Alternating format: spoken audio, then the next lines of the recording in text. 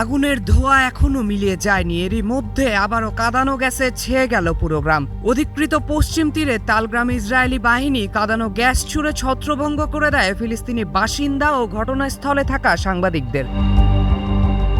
রয়টার্সের প্রতিবেদনে বলা হয়েছে, আগের দিনের রক্তক্ষয়ী সংঘর্ষে অন্তত 4 ফিলিস্তিনি এবং 2 ইসরায়েলি সেনা নিহত হওয়ার পর শনিবার নতুন করে উত্তেজনা ছড়িয়ে পড়ে এলাকায়।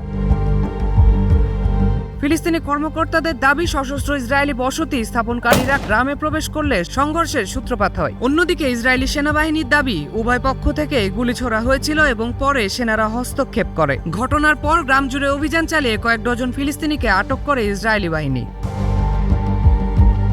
রয়টার্সকে তালগ্রামের মেয়র ওয়ালিদ জিদান জানান, প্রায় 70 জনকে আটক করে জিজ্ঞাসাবাদ করা হয়, যাদের মধ্যে কিছু মানুষকে পরে ছেড়ে দেওয়া হয়েছে।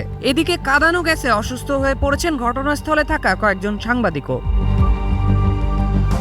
স্থানীয় প্যারামেডিক মুতাজ কুসিনি বলেন, ইসরায়েলি সেনারা বসতি স্থাপনকারীদের নিরাপত্তা দিতে এসে আমাদের দিকে কাঁদানো গ্যাস ছোড়ে। সাংবাদিক সহ অনেক ফিলিস্তিনি শ্বাসকষ্টে আক্রান্ত হন, আমরা তাদের চিকিৎসা দিই।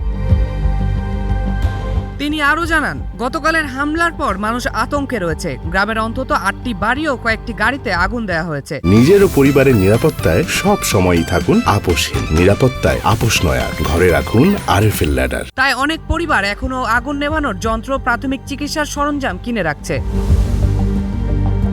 অভিযান শেষে ইসরায়েলি সেনারা এলাকা ছেড়ে দেন, ফিলিস্তিনিরা রাস্তায় নেমে স্লোগান দেন। তবে সংঘর্ষের দায় নিয়ে দুই পক্ষের বক্তব্যে রয়েছে এখনো স্পষ্ট ভিন্নতা। জুবাইর ইনাম, নিউজ 24।